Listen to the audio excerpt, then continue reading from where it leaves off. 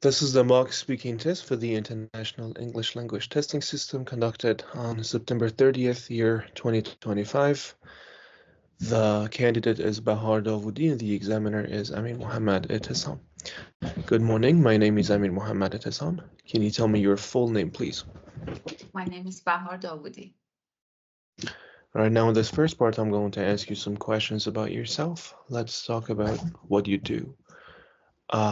Do you work or are you a student? I'm working currently as an English teacher, and I've been doing it for almost 8 years now. I started off teaching English to kids, but after a year, I started working with adults only.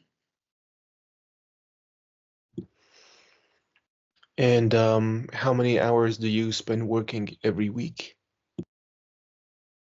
Oh, I never calculated, to be honest, but I guess a week, more than 25 hours probably. I work 2 shifts because I'm a freelancer. So I start working at sometimes 7 a.m. and finish at 2 p.m. And then in the afternoon, I start at 5 and usually finish at 9:30 to 10 p.m. And what would help you to do your work better? Learning computer skills helped me a lot, especially after COVID, after the pandemic, when I could not go to work and have classes face to face. So I had to develop some computer skills to be able to run my classes online. All right, now let's talk about going to the cinema. Did you often go to the cinema when you were a child? I'm not sure. I may have been to the cinema only twice or 3 times. And as far as I remember, we were taken to the cinema by the school. And it was not a choice I made as a child. And my family is not a big fan of going to the cinema and watching Iranian films. Have the kinds of films you like changed over the years? For sure, absolutely. I think that's the case for everyone. When I was younger, I was mostly into animated films and cartoons, but nowadays I'm more into thrillers, action movies, and sometimes sci-fi. And how often do you go to the cinema now? I almost never do. As I said, I'm not really a big fan of going to the cinema and watching Iranian films. And since in Iran, only Iranian films are shown on the biggest screen, I tend not to go to the cinema. I only stream films online, sometimes on Netflix and Hulu and other platforms. All right, now let's talk about shoes.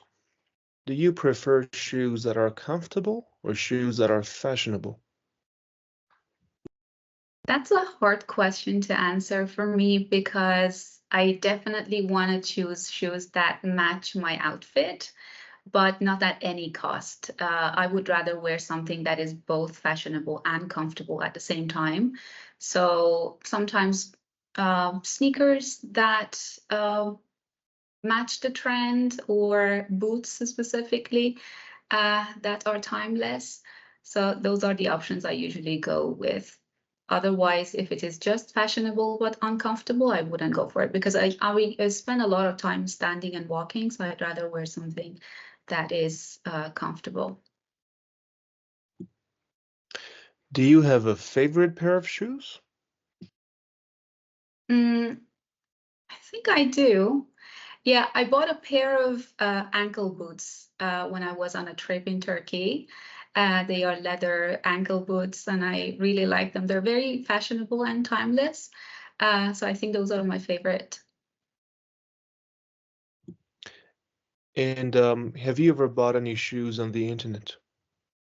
Most of the times, I purchased lots of pairs of shoes online, and I started online shopping, I think, about 5 years ago, and ever since I've been buying all of my shoes online. And I got the hang of it, honestly. At first, it was the wrong size, but I learned how to measure the sizes and how to go about it. All right, now I'm going to give you a topic and I would like you to talk about it for 1 to 2 minutes. Before you talk, you will have 1 minute to think about what you're going to say. You can also make some notes if you wish. Do you understand? Yes. All right, here's the topic. Do you see the topic? Yes. I would like you to describe a party you went to.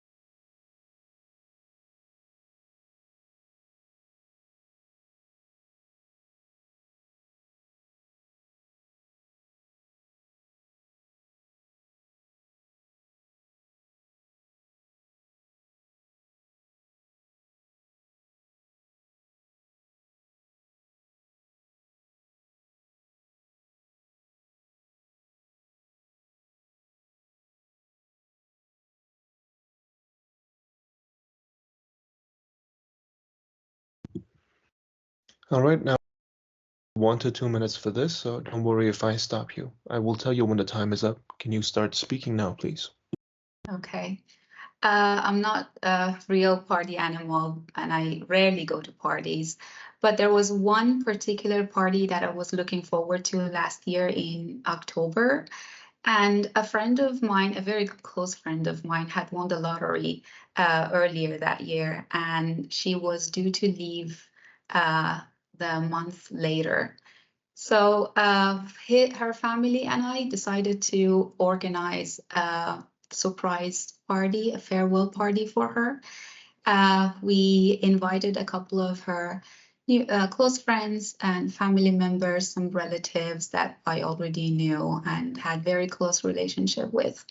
So we made the arrangements, we bought the drinks, food was ready, everything was perfect. And when she was going back from work, I called her and told her that I was waiting for her in her room. She was pretty surprised, but that was nothing out of ordinary because her family and I were very close, so they would allow me into the house. So when she arrived, she was flabbergasted. She was tearful. She started crying, and everybody started crying afterwards. At first, it was very sad to see her cry, but then we played some music. Her brother is hilarious. He started dancing and telling jokes. We played a couple of board games, and it was so much fun. The party continued till I think 2, 3, or 2:30 or 3 a.m. in the night, which was quite late for me to go back home. But my mom already was informed about the party, so we all danced, had a lot of fun. We Thank you. reminisced about the past.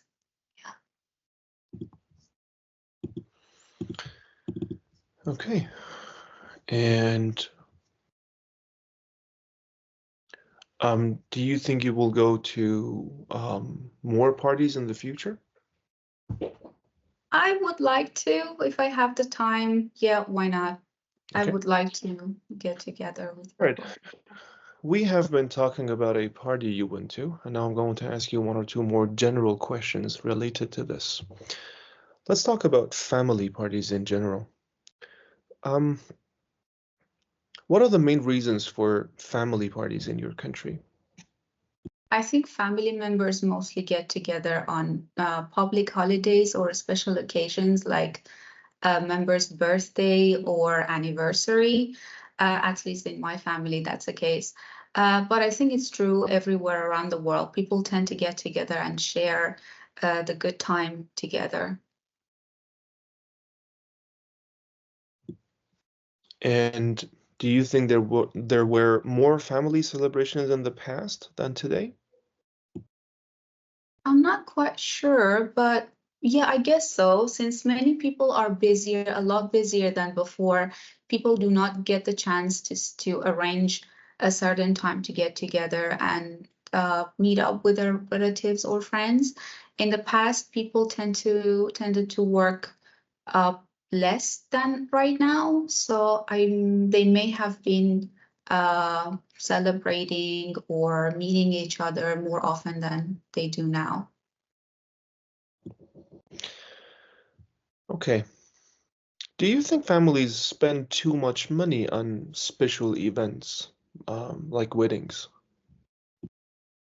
Uh, I can tell you about my country, Iran. Yes, they probably overspend on extravagant weddings and birthday parties. For example, a lot of families um, order flower arrangements for birthdays, huge cakes, and loads of food, which is usually a waste because a lot of it is not consumed.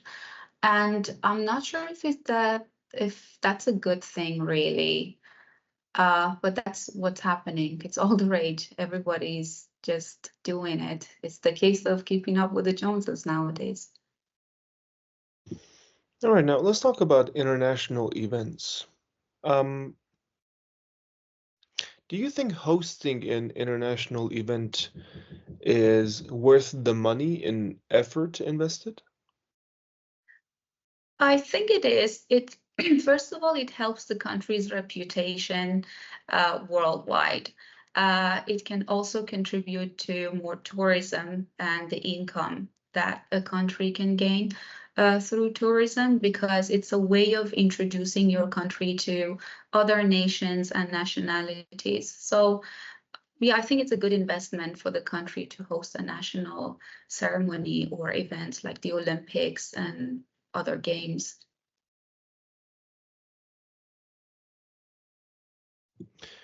And how do you think a person feels when they represent their country in an international competition? It must feel overwhelming because it's a huge responsibility to take. People need to be careful with the way they behave, the way they're dressed, because they're sometimes under the magnifier of a lot of viewers. People tend to pay a lot of attention to details when they see ambassadors of other countries showcasing the culture and other traditions from their country. All right, thank you very much. This is the end of the speaking test. You're welcome.